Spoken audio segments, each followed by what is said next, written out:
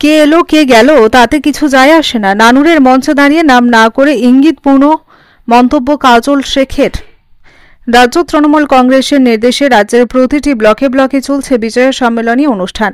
সেই মতো বীরভূম জেলার নানুর ব্লক তৃণমূল কংগ্রেসের পক্ষ থেকে অনুষ্ঠিত হয় এক জাঁকজমকপূর্ণ বিজয়া সম্মেলনী অনুষ্ঠান।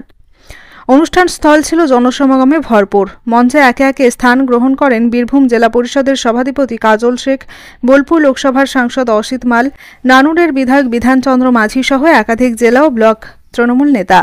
সভা শুরু হতেই উচ্ছ্বাসে ভরে ওঠে চারপাশ। তৃণমূল কর্মীদের স্লোগান আর তালি গর্জনের মধ্যেই বক্তব্য রাখতে উঠে আসেন জেলা পরিষদের সভাধিপতি কাজল শেখ। আর তখনই তার একটি মন্তব্যে যেন নতুন করে স্ফুরণ জাগে রাজনৈতিক মহলে। তিনি বলেন, নানুরের মঞ্চে কে এলো কে গেল তাতে কিছু যায় আসে না, এটা আমাদের কাছে কোনো বিষয় নয়। এই এক বাক্যেই যেন ছড়িয়ে পড়ে নানা জল্পনা। উপস্থিত কর্মী সমর্থক থেকে শুরু করে স্থানীয় নেতৃত্ব সকলের মুখে একটাই প্রশ্ন, আসলে কাকে ইঙ্গিত করে এমন মন্তব্য করলেন জেলা পরিষদের সভাধিপতি? এরপরই তিনি আসন্ন 2026 সালের বিধানসভা নির্বাচন প্রসঙ্গে আত্মবিশ্বাসী সুরে ঘোষণা করেন, নানুর বিধানসভা থেকে তৃণমূল যাকে প্রার্থী করবে আমরা তাকে 1,18,000-এরও বেশি ভোটে বিরোধীদের পিছিয়ে রাখব। বীরভূমের 11টি বিধানসভায় ফের জোড়া ফুল ফুটবে, বিরোধীরা সর্ষে ফুল দেখবে। তার এমন জোরালো বক্তব্যে উল্লাসে ফেটে পড়ে উপস্থিত তৃণমূল কর্মী সমর্থকরা।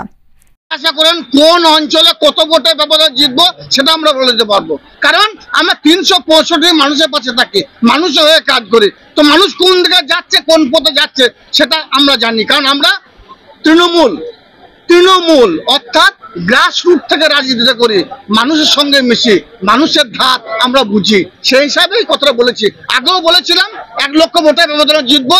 বীরভূম জেলার 11টা যে বিধানসভা আছে আমাদের অসিত মাল সাংসদকে আমরা সর্বাধিক ভোটে ব্যবধানে জয়যুক্ত করবো, দেখিয়ে দিয়েছি। 3 লক্ষ বলেছিলাম, পার করে দিয়েছি। শতাব্দী রায়কে 2 লক্ষ বলেছিলাম, পার করে দিয়েছি। স্বভাবতই আগামী দিনেও যে 1,18,000 ভোটের ব্যবধানে আমাদের 26 নির্বাচনে যিনি বিধায়ক হবেন জয়যুক্ত হবে, মিলিয়ে নেবেন কথা।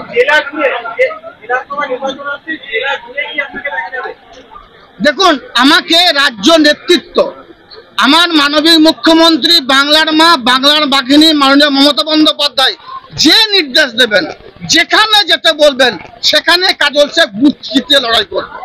যেখানে অভিষেক বন্দ্যোপাধ্যায় যেতে বলবেন সেখানে কাজল শেখ বুক চিতিয়ে লড়াই করবে।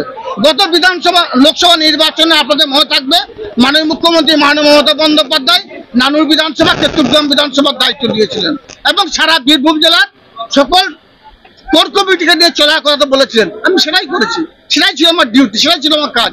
আগামী দিনেও তিনি যে দায়িত্ব দেবেন সেটাই পালন করবো, সেটাই কাজল শেখের ডিউটি হবে, সেটাই কাজল শেখের কাজ হবে। সারা বীরভূম একটা ব্লক, একটা অঞ্চল, একটা বুথ, একটা বুথ।